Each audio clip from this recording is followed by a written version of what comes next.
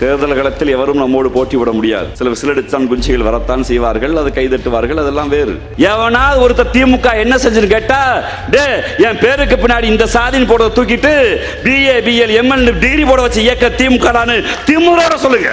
அந்த திமுறை, அந்த கல்வி என்கிற ஆயுதத்தை, கல்வி என்கிற சுயமரியாதையை மோடி என்கிற இந்த நாட்டின் பாசிஸ்ட் கை வைக்கிற போது ஒரே ஒரு தலைவன் தான், முத்துவேல் கருணாநிதி அன்பு தலைவன் தான் இந்தியாவில் எதிர்த்து கேள்வி வைக்கிறார். எங்கள் ஐயப்பன் புலிப்பால் குடித்து வளர்ந்து 500 ஆண்டு கால வரலாறு இருக்கணும். உள்ள இருக்கக்கூடிய மூலஸ்தானத்திற்கு ஐயப்பன் சிலை தங்கத்திலான சிலை. அந்த சிலையை செஞ்சு கொடுத்தது தெரியுமா?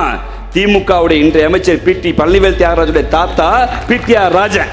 திமுக காரரோட சிலை தான் உள்ள ஐயப்பன் சிலையா உள்ள இருக்கு. நான் திங்கிற சோத்துல அரிசியில GST கட்டுறேன், நான் குடிக்கிற தண்ணியில GST கட்டுறேன், போடுற செருப்புல GST கட்டுறேன், முடி வெட்டும் போது GST கட்டுறேன், அதை வாங்குற பிளேட்ல GST கட்டுறேன். அத்தனைகளை GST கட்ட பின்னாடி நான் வரியை கொண்டு போய் மோடி அரசாங்கம் வச்சுட்டு கேட்டா அவன் அப்பா விட்டு சுத்தாங்க கேட்கிறான்.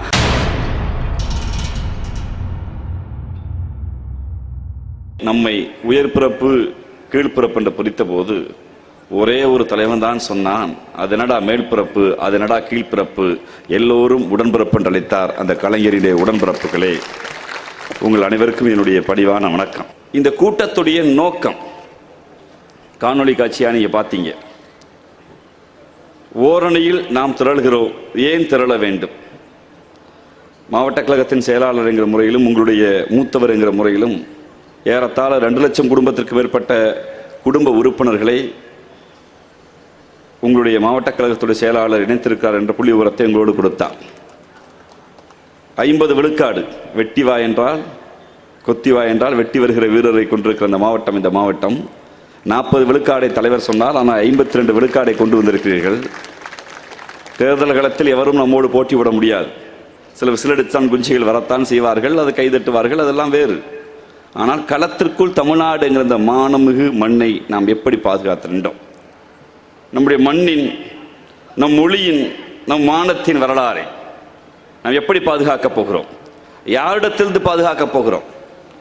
அன்பு கொண்டவர்களே, நீண்ட நெடிய வரலாற்றை கொண்டது தமிழ்நாடு என்கிற இந்த மண். இதிகாச காலம் தொட்டி என்று நாம் பேசுவோம். 2000 ஆண்டுகளுக்கு முன்பு நம் மண்ணில் நம் ஐயன் திருவள்ளுவன் பிறந்தார். பிறந்தார். 2000 ஆண்டுகளுக்கு முன்பு நம் மண்ணில் நம் பாட்டி அவ்வை பிறந்தார். பிறந்தார். 3000 ஆண்டுகளுக்கு முன்பு எந்த மொழி பேசுகிற மக்களுக்கும் இல்லாத, இந்திய துணைக்கண்டத்தில் ஏன் உலகத்தில் எந்த மொழி பேசுகிற மக்களுக்கும் இல்லாத ஒரு தெம்பும் திராணியும் தமிழர்களாகிய நமக்கு நம் பெரும்பாட்டன் இங்கு வந்திருக்கிற தொல்காப்பியத்தை கொண்டு வந்து எழுத்து இலக்கணத்தை கொண்டு வந்த இனம் இந்த இனம். 2000 ஆண்டுகளுக்கு முன்பே ஒரு எழுத்துக்கு இலக்கணத்தோடு பிறந்த நாம் 2000 ஆண்டு காலம் கழித்து வந்து பார்த்தால் ஒரு 80 ஆண்டுகளுக்கு முன்பு, ஒரு 80 ஆண்டுகளுக்கு முன்பு நாம் என்னவாக இருந்தோம் என்பதுதான் கேள்வி. பெருமரியாதைக்கு எங்கள் அமைச்சர் பேசுகிற போது ஐயா ஒரு எழுப்பி, உங்கள் வீதியில் சிமெண்ட் சாலை யார் அமைத்தார் என்று கேட்டார். 1995ஆம் ஆண்டு தலைவர் கலைஞர் அமைத்தார் என்று நம் ஐயாவும் பதில் சொன்னார். ஆனால் பேசுகிறவர்கள் சொல்வார்கள், இதோ பாருங்கள் பக்கத்து நாட்டை பாருங்கள், இதோ பக்கத்து ஊரை பாருங்கள், நாம் எப்படியெல்லாம் இருந்தோம், நாம் எப்படியெல்லாம் இருந்தோம். கேட்க சரியாக இருக்கும். 2000 ஆண்டுகளுக்கு முன்பு மூத்த மொழி இப்போது தாழ்ந்தது. இப்போதா தாழ்ந்தது? அது இப்போதா தாழ்ந்தது? இங்க இருக்கிற எண்ணடங்காத பேர் இருக்கிறீர்கள். 1820ஆம் ஆண்டு முதலில் பிரிட்டிஷ் என்கிற அந்த அரசாங்கம் வந்தபோது இந்த நாட்டுக்குள் நீங்கள் பட்டம் படிக்கலாம் என்ற சட்டத்தை கொண்டு வந்தான். அப்படி என்றால் நீங்கள் திண்ணை பள்ளிகள் வேண்டாம், உங்கள் பெயருக்கு பின்பு ஒரு BA MA BSc MBBS BE என்கிற பட்டங்களை போட்டுக் கொள்ளலாம் என்று படிக்கிற உரிமையை முதலில் பிரிட்டிஷ்காரர் நமக்கு கொடுத்தான். எப்போது? 1820களில். ஆண்டுகள் கடந்தது. நாம் போராடினோம். எப்படி போராடினோம்? ஆடணுமே, பள்ளு பாடணுமே, ஆனந்த சுதந்திரம் அடைந்தோமே. பிரிட்டிஷ்காரன் இந்த நாட்டை ஆளுகிறான். வடார்காடு தென்னார்காடு மாவட்டத்தை பிரிட்டிஷ்காரன் ஆளுகிறான். இந்த ஊரில் பிறந்த உங்க சாதியில் ஏதோ ஒரு சாதிக்காரன், நாம் என்ன சொன்னோம்? நம்ம ஊரை வெள்ளக்காரத்தோர ஆள்றான், நம்ம ஊர் கலெக்டரா வெள்ளக்காரன் இருக்கான், நம்ம ஊர் போலீஸ்காரா வெள்ளக்காரா இருக்கான், நம்ம ஊர் வக்கீலா வெள்ளக்காரன் இருக்கான், நம்ம ஊர் இன்ஜினியரா வெள்ளக்காரன் இருக்கான், நம்ம ஊர் டாக்டரா வெள்ளக்காரன் இருக்கான், நம்ம ஊர் வேலையில அரசாங்க வேலையில அரக்காசு சம்பளம்னாலும் அரசாங்க சம்பளம், கால் காசு சம்பளம்னாலும் கவர்மெண்ட் சம்பளம், அத்தனையிலும் வெள்ளக்காரன் இருக்கான். அதனால என்ன பண்ணும், வெள்ளையனே வெளியேறு வெள்ளையனே வெளியேறனு முழக்கம் போட்டோமா இல்லையா, போராடணுமா இல்லையா, போராடினோம். வெள்ளையன் வெளியேறினான், வெள்ளையன் வெளியேறி விட்டான். 1947 சுதந்திரம் அடைந்தோம். 1950ஆம் ஆண்டு இந்த நாட்டுக்கு ஒன்று சட்டத்தை கொண்டு வந்து இனிமேல் இந்த ஊருக்குள் கடலூர், குறிஞ்சிப்பாடி, சிதம்பரம், சீர்காழி, கும்பகோணம் இருக்க சுத்து வட்டாரத்தில் எந்த ஊரிலும் வெள்ளையன் இருக்க மாட்டான். அந்த வெள்ளையனுக்கு மாறாக யார் ஆளுவார், இந்த நாட்டை யார் ஆள்வார் கேள்வி வந்தது. இந்த நாட்டுக்குள் இருக்கிற படையாச்சியோ, ஆதி திராவிடரோ, ரெட்டியாரோ, நாயுடுவோ, யாதவரோ, இல்ல ராவத்தரோ, இல்ல கிறிஸ்தவரோ, உங்கள் சாதியில் எந்த சாதியோ ஒரு சாதி, யாராவது ஒருத்ததான ஆளணும், யாராவது ஒருத்ததான கலெக்டரா இருக்கணும், யாராவது ஒருத்ததான போலீஸ்காரா இருக்கணும், யாராவது ஒருத்ததான தாசில்தாரா இருக்கணும், யாராவது ஒருத்ததான வக்கீலா இருக்கணும். உங்க சாதியில யாராவது ஒருத்தர் உங்க ஊருக்காரர் இருந்திருக்கணும். இந்த பெரும் கூட்டம், இந்த பெரும் கூட்டம், கண்ணு கட்டிய தூரம் கூட்டம், இந்த பக்கம் இளைஞர்கள் கூட்டம். ஒரே ஒரு கேள்வி கேட்கிறேன், வெள்ளக்காரன் வெளியே போயிட்டான், நம்ம ஊர் கலெக்டரா, நம்ம ஊர் வக்கீலா நம்ம தானா இருக்கணும். வக்கீலா கலெக்டரா என்ன வேணும், என்ன வேணும், படிப்பு வேணும். என்ன படிப்பு வேணும், டிகிரி படிச்சிருக்கணும்ல, டிகிரி படிக்கணுமா இல்லையா. இந்த கூட்டத்தில் அந்த கடைசி கேள்வி கேட்கிறவங்களும் உட்கார்ந்து இருக்கிற அம்மாமார்களும் தாய்மார்களும் கடைசியா உட்கார்ந்து இருக்கையில் உட்கார்ந்து இருக்கவனும், எங்க தாத்தா பட்டம் முடிச்சிருக்காருங்க, பிஏ பிஎல் பட்டம், பிஎஸ்சி பட்டம், எம்பிபிஎஸ் பட்டம், பிஇன்னு டிகிரி முடிச்சிருக்காருங்க காலேஜ் போய், அப்படி இருந்தா கை தூக்குங்க. ஐயா எந்திரிங்க, எந்திரிச்சு பாருங்க ஐயா, எத்தனை பேர் பாருங்க, எந்திரிங்க எந்திரிங்க, பரவாயில்ல நீங்க எந்திரிங்க, பின்னாடி பாருங்க, அப்படியே திரும்பி பாருங்க, அப்படியே திரும்பி பாருங்க. எத்தனை பேர் இருக்கும், எத்தனை பேர் இருக்கும், 1000 பேரா, 1000 பேரா, 500 பேரா, 200 பேரா, ஒருத்தர் இல்ல, ஒருத்தர் தம்மா. மேடையில் உங்களுக்கு ஒரு சாதி இருக்கு, எனக்கு ஒரு சாதி இருக்கு, நிக்கிற ஒருத்தருக்கு சாதி இருக்கு, பேசுற எனக்கு, இங்க இருக்க எல்லாருக்கும் சாதி இருக்குல்ல. உங்க சாதிக்கார என் சாதிக்கார யாரா ஒருத்தர் கலெக்டர் ஆயிருக்கணுமா இல்லையா, வக்கீல் ஆயிருக்கணுமா இல்லையா, போலீஸ்கார ஆயிருக்கணுமா இல்லையா. ஏன் ஆகல, ஏன்னா உலகத்துல எந்த நாட்டிலும் இல்லாத போது இந்த நாட்டில் தான் ஒரு சட்டம் வைத்திருந்தான். என்ன சட்டம் என்றால், நீ ஆதி திராவிடர் என்றால் பறையடிக்க வேண்டும், நீ படையாச்சி என்றால் விவசாயம் பார்க்க வேண்டும், நீ அருந்ததியர் என்றால் செருப்பு தைக்க வேண்டும், நீ செட்டியார் என்றால் கணக்கு பார்க்க வேண்டும், நீ கோணார் என்றால் ஆடு மாடு மேய்க்க வேண்டும், நீ வளையர் என்றால் வளையலுக்க வேண்டும், நாடார் என்றால் பனையேற வேண்டும், குயவர் என்றால் பானை செய்ய வேண்டும், ஆசாரி என்றால் தச்சு வேலை செய்ய வேண்டும் என்று ஒவ்வொரு சாதிக்கும் ஒரு தொழிலை செய்து வைத்தான். செய்து வைத்து சொன்னான், படிக்கிற உரிமை, கோயிலுக்குள் போகிற உரிமை இந்த மேடையில் இருக்க உங்களுக்கு எங்களுக்கு கூட்டத்திற்கு யாருக்குமே இல்ல. நீலாம் உன் குலத்தொழில பாருன்னு சொன்ன போதுதான் ஒரே ஒரு கிழவன், ஏண்டா நான் கால் கடுக்க வேலை வைப்பேன், நான் என் கண்ணச்சத தொங்க தொங்க கருப்பு தேகத்துக்கார வேலை வைப்பேன், நோகாம நொங்கு சாப்பிடுற அரசாங்க வேலையில நீ மட்டும் இருப்பியான்னு ஒரு கிழவன் திருப்பி கேட்டான். அதுதான் தந்தை பெரியார் என்கிற பெருங்கிழவன். அந்த கிழவன் கேட்டான், என்ன கேட்டான், என்ன கேட்டான், ஆண்டாண்டு காலமாய் 2000 ஆண்டுகளுக்கு முன்பு என் பாட்டன் வள்ளுவன் பிறந்தான், 2000 ஆண்டுகளுக்கு முன்பு என் பாட்டி அவையார் பிறந்தார், 3000 ஆண்டுகளுக்கு முன்பு உலகில் இருக்கிற எண்ணிலடங்காத மொழிகளில் என் மொழியான தமிழ் இலக்கண இலக்கியத்தோடு பிறந்த மூத்த மொழி. இடையில் வந்த ஆரியம், இடையில் வந்த பார்ப்பன கும்பல் எம்மை அடிமைப்படுத்த பார்த்தது.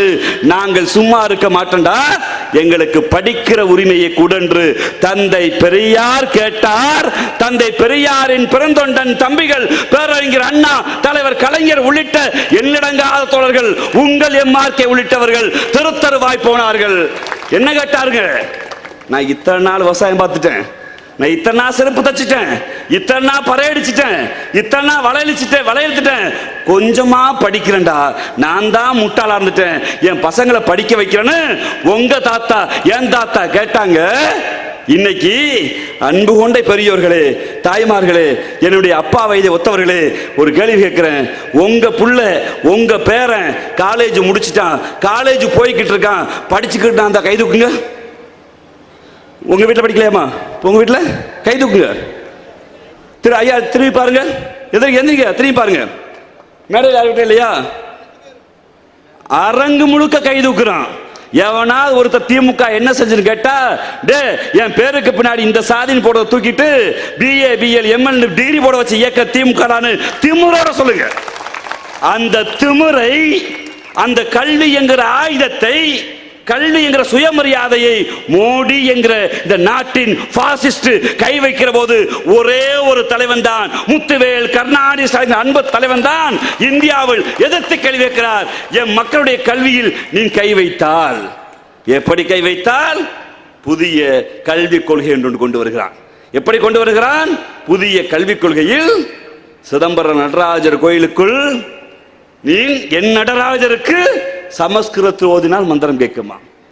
எம்பாட்டன் நடராஜனுக்கு என்பாட்டனுக்கு எம்மொழி தமிழில் ஓதுனா கேட்காதா? எங்கள் அவையார் போய் எங்கள் முருகனிடம் வாதிடுகிற போது இவன் தமிழை கேட்க வந்த என்று சொன்னாரே, அந்த தமிழ் ஓதுனா கேட்காதா? இதை கேட்பதற்கு ஒரு தலைவர் வேண்டும் அல்லவா? அதுதான் உங்கள் தலைவர் முத்துவேல் கருணாநிதி ஸ்டாலின் அன்பு முதலமைச்சர். அந்த மொழியை காக்கிறோம். எப்படி மொழியை காக்கிறோம்?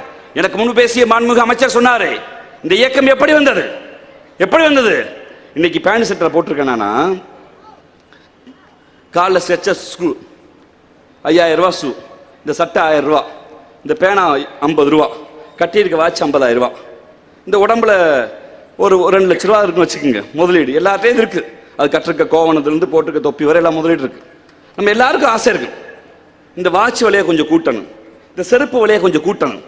அப்போ போய் அப்பா அப்பா எனக்கு கொஞ்சம் காசு வேணும்னு சின்ன பசங்க நாங்கள் கேட்கலாம்.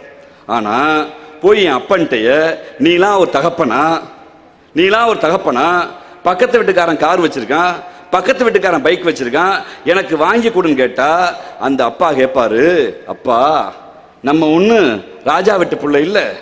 50 வருஷத்துக்கு முன்பு உங்க தாத்தா விவசாயம் பார்த்தாரு.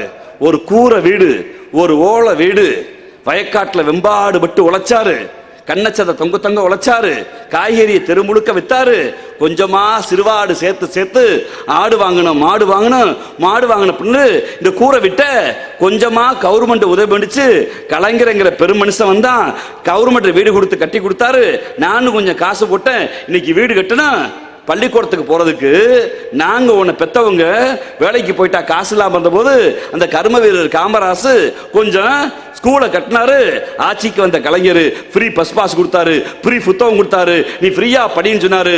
ஊர்தோறும் பள்ளிக்கூடத்தை திறந்து கல்லூரியை திறந்து உன்னை படிக்க வச்சப்பா அப்படின்னு அப்பா ஒரு கதையை சொல்லுவார்.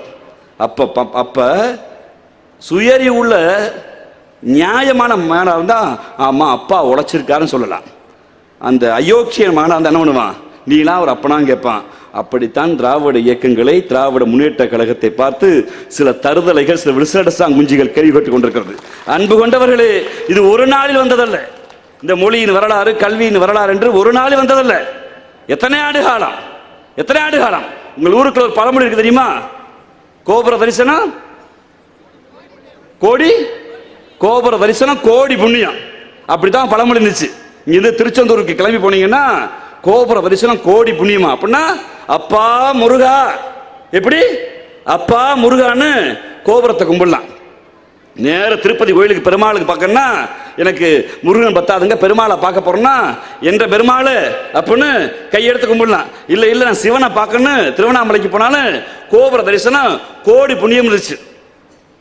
ஒரு கிழமை வந்தான் ஊருக்குள்ள, இந்த கோபுர தரிசனம் கோடி புண்ணியங்கிறிய, கோபுர தரிசனத்தை கும்பிட்டாவே கோடி புண்ணியம்னா கோயிலுக்குள்ள போனா எவ்வளவு புண்ணியம் கேட்டான். கேட்டதா தெரியுமா? கேட்டதா தெரியுமா? பெரியார்ங்கிற கிழவனும் பேரறிஞர் அண்ணாவும் தலைவர் கலைஞர் தான். இங்க இத்தனை பேர் இருக்கீங்கல்ல, அடுத்த மாசம் புரட்டாசி முடிஞ்சா மார்கழி இப்ப ஆரம்பிச்சிருமா? ஆரம்பிச்சிரும்ல. ஐப்பசி முடிஞ்சு, புரட்டாசி ஐப்பசி மார்கழி ஆரம்பிச்சிரும்ல.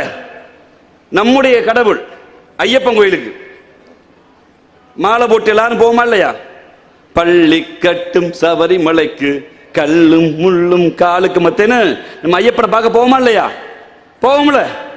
ஐயப்பன் கோயில் தோன்றி 500 ஆண்டு கால வரலாறு. எவ்வளவு வரலாறு?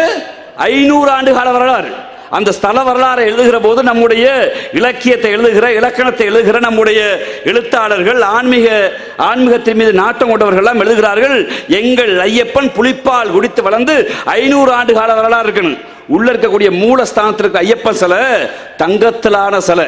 அந்த சிலையை செஞ்சு கொடுத்தது தெரியுமா? திமுகவுடைய இன்றைய அமைச்சர் பிடி பழனிவேல் தியாகராஜுடைய தாத்தா பிடிஆர் ராஜன்.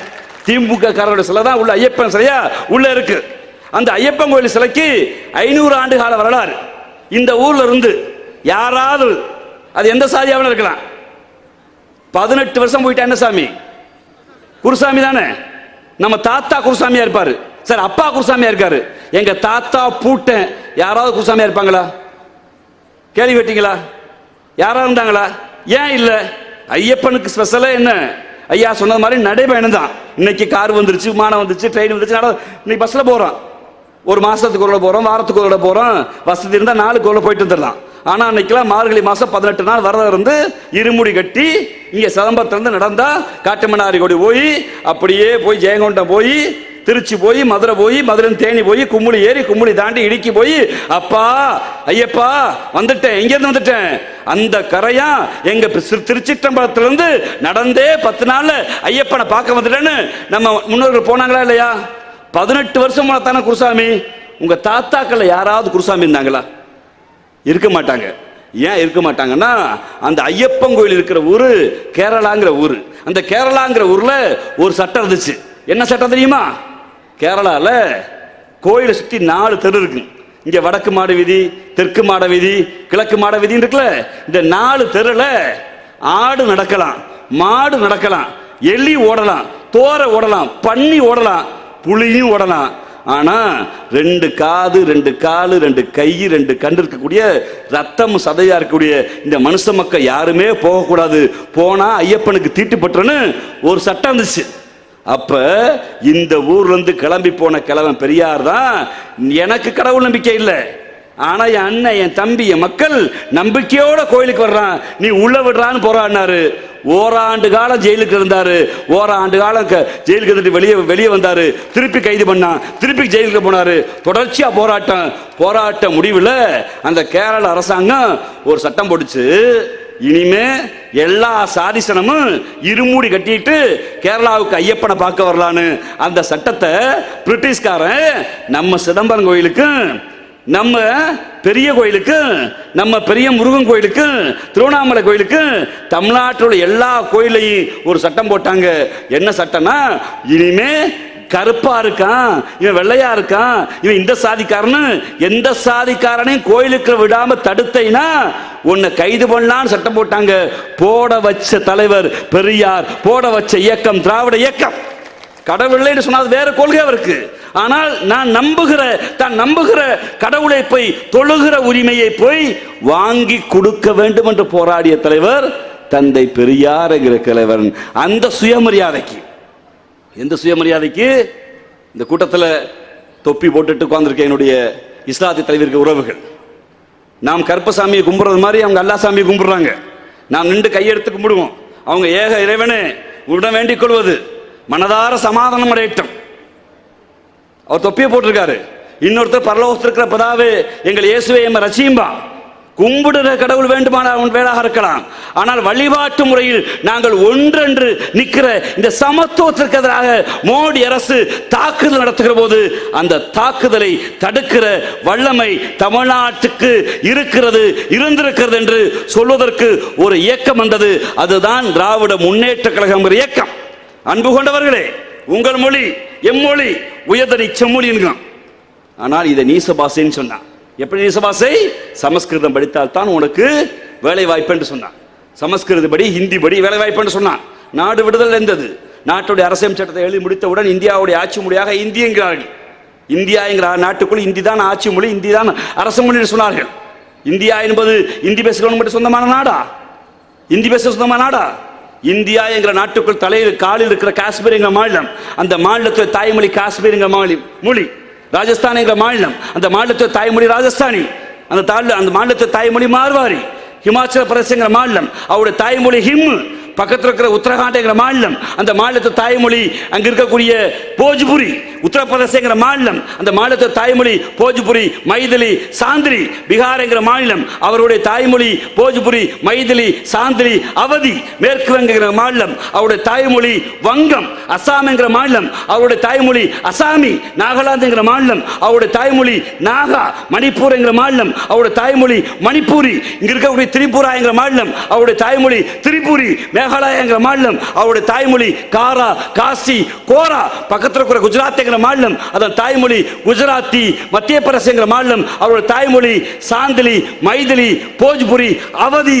பக்கத்தில் இருக்கிற ஆந்திராங்கிற மாநிலம், அவருடைய தாய்மொழி தெலுங்கு. கர்நாடகங்கிற மாநிலம், அவர்களுடைய தாய்மொழி கன்னடம். இங்க இருக்கக்கூடிய கேரளா என்கிற மாநிலம், அவர்களுடைய தாய்மொழி மலையாளம். தமிழ்நாடு என்கிற நம்முடைய தாய்மொழி உயர்தனி மொழியாம் செம்மொழியான அன்னை தாய்மொழி. இத்தனை மொழிகள் இருக்கிற போது அரசமைப்பு சட்டத்தை கொண்டு வந்தவர்கள் இந்தியாவில் ஹிந்தி படித்தால் போதும் என்கிறார்கள். இந்தி தான் இந்தியாவின் அடையாளம் என்கிறார்கள். உடனே இந்த பீகார்காரன், யூபிக்காரன், ஜார்க்கண்டுக்காரன், மத்திய பிரதேசக்கெல்லாம் ஹிந்தி படிச்சா நமக்கு வேலை கிடைக்கும் போல, ஹிந்தி படிச்சா நம்மளாம் உயர்ந்தரலாம் போலன்னு ஹிந்தி ஏத்துக்கிட்டான்.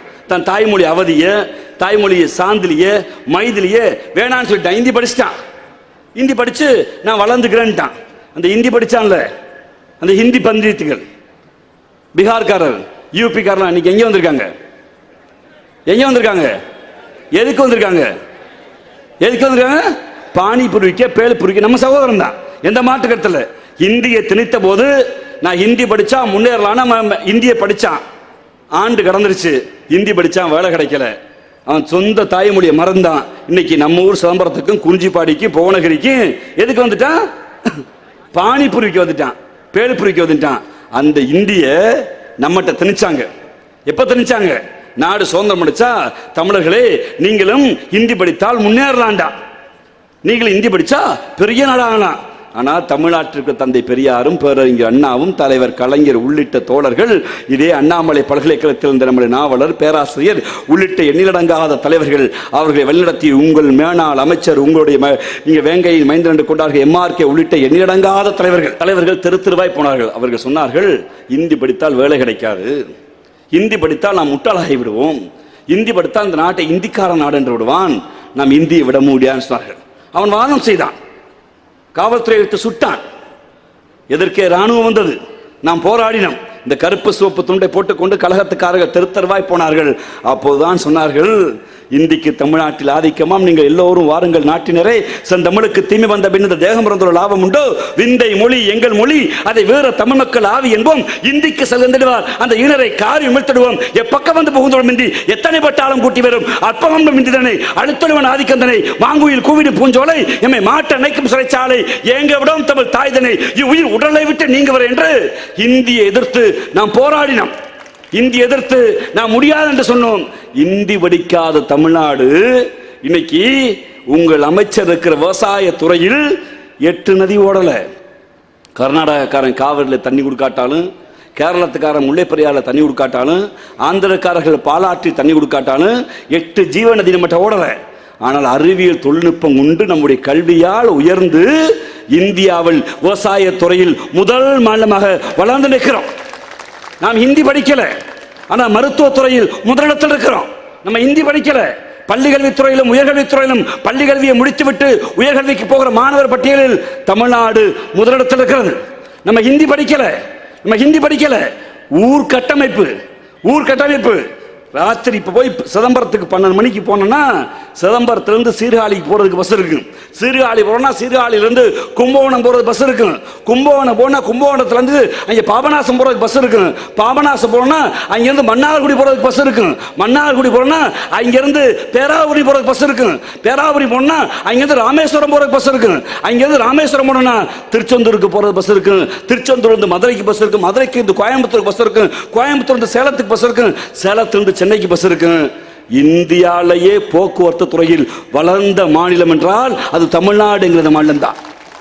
இன்னைக்கு வேலை தேடி வருகிற இளைஞர்களுக்கு எவன் இந்தி படித்தால் முன்னேறலாம் என்று சொன்னானோ அந்த பீகார்கார சகோதரன், அந்த யூபிக்கார சகோதரன் இந்தி தெரியாது போலா என்று சொன்ன தமிழ்நாட்டை நோக்கி வருகிறான் என்றால் இந்த விதையை போட்ட மாநிலம், விதையை போட்ட கட்சி திமுக என்கிற கட்சி, அந்த கருப்பு சிவப்பு கொடி கொண்ட கட்சி. அந்த இயக்கம்தான் நாமெல்லாம் ஓரணியில் திரள வேண்டும். நாமெல்லாம் ஓரணியில் திரள வேண்டும். ஏன் திரள வேண்டும்? எதற்கு திரள வேண்டும்? எங்கள் மொழியான தமிழை அழித்து சமஸ்கிருதத்துக்கு கோடி கோடியாக கொட்டி கொடுக்கிறான். எங்கள் மொழியான தமிழை நீசவாச என்று சொல்கிறான். எங்கள் மொழியான தமிழில் பாடம் நடத்த முடியாது, ஹிந்தி சமஸ்கிருதத்தை படி என்று மோடி சர்க்கார், மோடி அரசு சொல்கிற போது அதை எதிர்த்து கேள்வி கேட்பதற்கு எங்கள் தலைவர், எங்கள் முதல்வரை கரத்தை வலுப்படுத்த வேண்டிய தேவை எங்களுக்கு இருக்கிறது என்றுதான் நாங்கள் சாதிகளை கடந்து மதங்களை கடந்து ஓரணியில் தமிழர்கள் நாங்கள் ஒன்று கூடி இருக்கிறோம். நான் வரி கட்டுறேன், நான் திங்கிற சோத்துல அரிசியில ஜிஎஸ்டி கட்டுறேன், நான் குடிக்கிற தண்ணியில ஜிஎஸ்டி கட்டுறேன், போடுற செருப்புல ஜிஎஸ்டி கட்டுறேன், முடி வெட்டும் போது ஜிஎஸ்டி கட்டுறேன், அது வாங்குற பிளேட்ல ஜிஎஸ்டி கட்டுறேன், நான் பர்பஸ் விளக்குற அந்த பர்பஸைல ஜிஎஸ்டி கட்டுறேன், நான் வாங்குற பேஸ்ட்ல ஜிஎஸ்டி கட்டுறேன், பிரஸ்ல ஜிஎஸ்டி கட்டுறேன். அத்தனைகளை ஜிஎஸ்டி கட்டின பின்னாடி நான் வரியை கொண்டு போய் மோடி அரசாங்கம் வச்சுட்டு கேட்டா அவன் அப்பா விட்டு சுத்தாங்க கேட்கிறான். ஆமாடா, என் அப்பன்னு ஆத்தாலும் கண்ணசதை தொங்க தொங்க உழைச்சு ஓடா கொடுத்த காசை திருப்பி கொடுங்க முதலமைச்சர் கொடுத்தா கேட்டா சொல்றாரு அது தமிழ்நாட்டுக்கு நாங்கள் கொடுக்க முடியாதுன்னு. அப்பத்தான் அதை கேட்பதற்கு ஒரு தலைவன் ஓரணியில் தமிழ்நாடு என்று திரண்டு வாருங்கள், திரண்டு இருக்கிறார்கள். பெண்கள் பல பேர் இங்கே இருக்கீங்க. பேசுகிற எனக்கு முன்பு பேசியவர்கள் சொன்னார்கள் 1000 ரூபாயை எந்த அரசு தருது என்று. இங்க இருக்க பெண்களுக்கு 1000 ரூபாய் சொல்லும்போது சில நேரத்தை இப்ப சிரிப்பாங்க.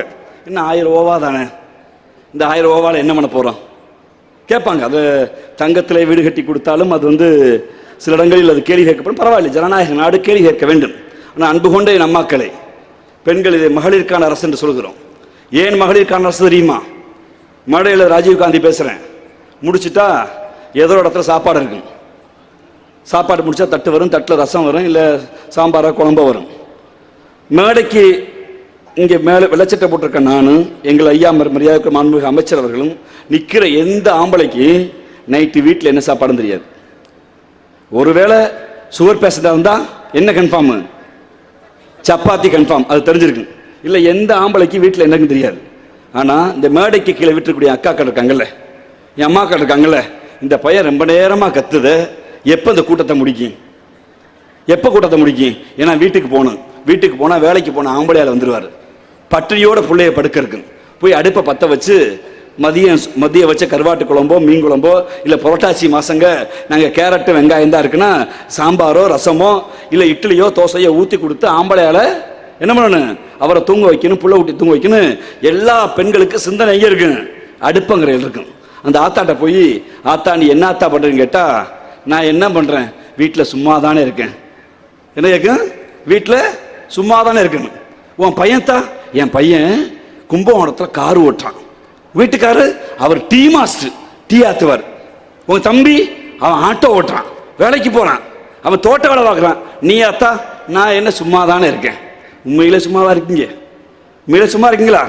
காலையில் 4 மணிக்கு காக்கா கத்தும் போது சேவல் கூவும்போது எந்திரிச்சு ராத்திரி சாப்பிட்டு போட்ட 10 பாத்திரத்தை தேய்ச்சி கழுவிட்டு கிராமமாக இருந்தால் போய் ஆடு மாட்டில் பால் பிச்சாந்து ஒரு டம்ளர் காப்பியை ஊற்றி 1 மணி நேரம் நினச்சிட்டு ஆம்பளையார் எழுப்பி ஐயா சாமி எந்திரியா 1 முடக்கு காப்பி குடியாங்க.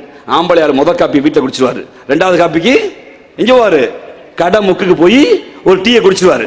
அந்த ஆத்தா காலையில் கத்திரிக்காயோ மாங்காயோ முருங்கைக்காயோ பறித்து இட்லியோ தோசையோ சுட்டு வீட்டை வச்சுட்டு நேர ஆடு மாட்டுக்கு போய் தண்ணி வைக்கணும், ஆட்டு மாட்டு வேலையை பார்க்கணும். மதியம் கிராமமாக இருந்தால் 100 நாள் வேலை, நகரமாக இருந்தால் வீட்டில் 10 பாத்திரம் தேய்ச்சி குடும்பத்தை காப்பாற்றணும். மதிய சாப்பாடு முடிச்சு 2 மணிக்கு கொஞ்சம் தூங்குவா, 5 மணிக்கு திருப்பி எழுந்திரிச்சு காஃபி, நைட்டு டிஃபனு, காலையில் முதல்ல எழுந்திரிச்சு கடைசி தூங்குவா. விவசாய குடும்பம் இருந்தால் அப்பா ஏறு ஓட்டுவான், அம்மா விதப்பா. அப்பா பாத்தி கட்டினா அம்மா களை எடுப்பா, அப்பா வீடு கட்டினா அம்மா என்ன பண்ணுவா? தண்ணீர் துப்புவா. ஆம்பளை பார்க்குற வேலை எல்லாத்தையும் என் அம்மாளும் தங்கச்சியும் என் அக்காளும் எல்லாரும் பார்த்தாங்க. ஆனால் சமூகம் என்ன சொல்லுச்சு? நீ பொம்பளை தானே, சும்மா தானே இருக்கன்னு சொன்ன போது நம்ம சும்மாதானே என்று ஏளன பேச்சு பேசின போது அந்த பேச்சு யாருக்கு கேட்டதோ இல்லையோ, அன்பு கொண்ட தாய்மார்களே, உங்கள் அன்பு முதலமைச்சர் முத்துவேல் கருணாநிதி ஸ்டாலினுக்கு கேட்டது. அவர் தான் சொன்னார், என் வீட்டில் என் அக்கா ஒன்று சும்மா இல்லை, என் தங்கச்சி ஒன்று சும்மா இல்லை, என் அம்மா ஒன்று சும்மா இல்லை, என் ஆத்தா ஒன்று சும்மா இல்லை. அவர்கள் உழைக்கிறார்கள். அந்த உழைப்புக்கேற்ற ஊதியத்தை என்னால் முடிந்ததை 1000 ரூபாயை கொடுக்கிறேன். இப்பவும் சொல்றேன், அந்த 1000 ரூபாய் நீங்க கோட்டை கட்ட முடியாது. அந்த 1000 ரூபாய் சிறுவாடை சேர்த்து நகை வாங்க முடியாது. அந்த 1000 ரூபாய் புல்லட்டு காரணம் வாங்க முடியாது. ஆனால் அந்த 1000 ரூபாய் என்பது பொம்பளை வீட்டில் தானே இருக்கா, சும்மா தானே இருக்கான் என்பதற்கு அவள் ஒன்று சும்மா இருக்கவில்லை, அவள் உழைக்கிறார் என்பதற்கு அரசாங்கம் கொடுக்கிற சம்பளம். அதற்குத்தான் இந்த அரசை மகளிருக்கான அரசுங்கிறோம். அந்த நிதி கொடுக்கிறதுக்கு நீ வரிய கூடுனா மோடி முடியாது என்கிறார். மோடி முடியாது என்கிறார். அப்போதுதான் இந்த நாட்டுடைய முதலமைச்சர் நம் மண்ணை, நம் ஒளியை, நம் மானத்தை காப்பதற்கு ஒரு இயக்கம் வேண்டும். அதுதான் ஓரணியில் தமிழ்நாடு என்று இந்தியாவில் எல்லா மாநில முதலமைச்சருக்கும் முதன்மை என்று நம் சுயமரியாதையை, நம் நிலத்தை, நம் மண்ணை பாதுகாக்கிற அந்த அணியை கட்டி எழுப்பியிருக்கிறார். அன்பு கொண்ட மக்களே, இந்திய அரசியல்வாதிகள் வருவார்கள் போவார்கள், ஆனால் மக்களை நேசிக்கிற ஒரு தலைவர் என்றால் நம் அன்பு முதலமைச்சர் தான். அவர் கரத்தை நீங்கள் இறுகப்பற்றிக் கொள்ளுங்கள். ஜனநாயக நாட்டில் இன்னொரு மொழி பேசுவோன் மீது, இன்னொரு மதத்தை கடைபிடிப்போன் மீது ஒரு பாசிச வரி கொண்ட கும்பல் அரசியமைப்பு சட்டத்தை கிழித்து, அரசியமைப்பு சட்டத்துக்கு எதிராக RSS கும்பலும் பாஜகவும் வெறியாட்டம் ஆடுகிற போது இந்தியாவில் ஒரே ஒரு தலைவர் தான் டெல்லிக்கு எப்போதுமே தமிழ்நாடு அவுட் ஆஃப் கண்ட்ரோல் சொன்னார்னா அது நம்ம முதலமைச்சர் தான். ஏன் அவுட் ஆஃப் கண்ட்ரோல்? என் மொழியை, என் மண்ணை, என் மக்களை பாதுகாக்கிறதுக்கு ஒரு தலைவர் கிடைத்தார். அவர்தான் உங்கள் தலைவர். ஒரு பக்கம் மகளிர் மேம்பாடு, ஒரு பக்கம் மாணவர் மேம்பாடு, ஒரு பக்கம் மீனவர் மேம்பாடு, ஒரு பக்கம் நெசவாளர் மேம்பாடு, ஒரு பக்கம் விவசாயிகள் மேம்பாடு. இதையெல்லாம் தாண்டி எங்கள் மண்ணின் மானத்தை, மாநிலத்தின் மானத்தை பாதுகாப்பதற்கு ஒரு தலைவர் வந்திருக்கிறார். அவர்தான் முத்துவேல் கருணாநிதி, அன்பு முதலமைச்சர். அவருக்கு துணையாய் எங்கள் அண்ணன் உதயண்ணா வந்திருக்கிறார். அரசியல் 1000 கூத்தாடிகள் வருவார்கள் போவார்கள், அது ஜனநாயக நாடு. ஆனால் திறன்பட சிந்திக்கிற நாம், ஒரு நாளில் பூத்ததல்ல இந்த உடல், ஒரு நாளில் பூத்ததல்ல இந்த உரிமை, ஒரு நாளில் பூத்ததல்ல. 1971 முன்பு தமிழ்நாட்டுக்குள் குடிக்கிற குடிநீர் ஒரு இடத்துல இருக்காது. தெருக்கு ஒரு குழாய் குடிநீர் இல்லை. அம்மாக்கள் பல பேர் இருப்பீங்க. 10-20 வருஷத்துக்கு முன்னாடிலாம் ஒரு குடம் தண்ணியை தூக்கிட்டு லோலோன் அலைன்னு ஒரு குடம் தண்ணிக்கு. ஒருவேளை உங்களுக்கு காவிரி யாரும் கொள்ளிட ஆறு பக்கத்தில் இருக்கு, குடிக்க தண்ணி வேணா இல்லாமல் இருக்கலாம். ஆனால் பல ஊர்களில் தண்ணி பஞ்சாயத்து, பெரிய பஞ்சாயத்து. இந்தியாவிலே முறையா எந்த அரசாங்கம் செய்யாத போது குடிநீர் வாரியம் ஒன்று கொண்டு வந்து நம் குடிக்கிற குடிநீரை உத்தரவாதப்படுத்தியவர் தலைவர் கலைஞர். அந்த தலைவர் கலைஞர், பேரறிஞர் அண்ணா, தந்தை பெரியார் அவர்கள் வழியில் தான் இந்த அரசாங்கம் வெற்றி நடை போட்டு கொண்டிருக்கிறது. அவர் கரத்தை வலுப்படுத்த வேண்டியது உங்கள் கடமை, உங்கள் கடமை. அன்பு கொண்ட மக்களே, இந்த மாநாட்டின் இறுதியாக ஒரு தீர்மானத்தை இந்த மாவட்ட கழகத்தின் செயலாளர் பெரு மரியாதைக்குரிய மாண்புமிகு அமைச்சர் அவர்கள் ஒப்புதலோடு இந்த தீர்மானத்தை வாசிக்கிறேன். இந்த வாசித்து முடித்தவுடன் ஒரு உறுதிமொழியை சொல்கிறேன். எழுந்து அதை சொல்லுங்கள். இப்போது வாசிக்கிறேன். தீர்மானம் ஏற்பு. நம் மொழியை, மண்ணை, மானத்தை பாதுகாக்க நமது தலைவர் எடுத்த முயற்சியாய் தமிழ்நாடு உட்பட ஏறத்தாழ 69,322 வாக்குச்சாவடிகளில் நாம் நேரடியாக மக்களை சந்தித்து களத்தின் வீரர்கள், பேரறிஞர் அண்ணாவுடைய தம்பிகள், தலைவர் கலைஞருடைய உடன்பிறப்புகள் என்பதற்கு சாட்சியாய் தெருவாய் போய் சகல அணிகளும் சேர்ந்து மக்களை போய் சந்தித்தோம். அவர்கள் 1 கோடி குடும்பங்கள் திராவிட முன்னேற்ற கழகத்தின் ஓரணியில் தமிழ்நாட்டில் நின்றார்கள். அந்த இணைப்பின் தொடர்ச்சியாய் கரூர் மாநகரில் கூடி முப்பெரு விழாவை கொண்டாடி இந்த தீர்மானத்தை ஏற்றினார்கள். அந்த தீர்மானத்தின் ஏற்பு கூட்டமாய் ஒரு உறுதிமொழியை இங்கு ஏற்கிறோம். நான் தமிழ்நாட்டின் நாடாளுமன்ற உறுப்பினர்களின் விகிதத்தை குறைக்கும் நியாயமற்ற தொகுதி மறுவரைக்கு எதிராக போராடுவேன். தமிழ்நாட்டை தலைகுனி விடமாட்டேன் என உறுதியேற்கிறேன். நான் வாக்காளர் பட்டியல் மோசடி மூலம் தமிழ்நாட்டு மக்களின் வாக்குரிமையை பறிக்கும் SIRக்கு எதிராக நிற்பேன். தமிழ்நாட்டை தலைகுனி விடமாட்டேன் என உறுதியேற்கிறேன். நான் நீட் மற்றும் இளைஞர்களை முடக்கும் எந்த ஒரு திட்டத்தையும் எதிர்த்து நிற்பேன். நம் மாணவர்களுக்கு உரிய நிதிக்காக போராடுவேன். ஒருபோதும் தமிழ்நாட்டை தலைகுனி விடமாட்டேன் என உறுதியேற்கிறேன். நான் தமிழ் மொழி, பண்பாடு மற்றும் பெருமைக்கு எதிராக எந்த ஒரு பாகுபாட்டையும் எதிர்த்து போராடுவேன். எதற்காகவும் தமிழ்நாட்டை தலைகுனி விடமாட்டேன் என உறுதியேற்கிறேன். நான் பெண்கள், விவசாயிகள், மீனவர்கள், நெசவாளர்கள், தொழிலாளர்கள் என ஒவ்வொரு உழைக்கும் வர்க்கத்தின் நலன்களை பாதுகாக்க தேவையான நிதிக்காக போராடுவேன். தமிழ்நாட்டை தலைகுனி விட மாட்டேன் என உறுதியேற்கிறேன். உங்களுக்கு எவ்வளோ ஒரு இது இருந்தா, மனசுக்குள்ள எந்த ஒரு தைரியம் இருந்தா இந்த அளவுக்கு உங்களால பேச முடியும். ஆனா அப்ப நம்ம சொல்லலாமா தோழர், ரொம்ப கிரிஞ்சா பேசிருக்கீங்க, சும்மா உடான்ஸ் விட்டுருக்கீங்க, நல்ல டயலாக் ப்ரிப்பேர் பண்ணிருக்கப்பா, அடிக்கடி இந்த டயலாக் மறந்துருச்சுன்னு சொல்லி ஸ்கிரிப்ட் பேப்பரை பாத்தியா அப்படின்ற மாதிரி நாங்க கேட்கலாமா? இதுல அவரு வேற ஃபர்ஸ்ட் அங்கிள்னு சொல்லிட்டாரு, ஃபைனல் டச்ல தாய் மாமாவா? எங்க சார் போனாரு இத்தனை நாள்? 50 வருஷமா அந்த தாய் மாமா எங்க போனாரு? ஒரு தாய் மாமான்னு என்ன பண்ணணும்?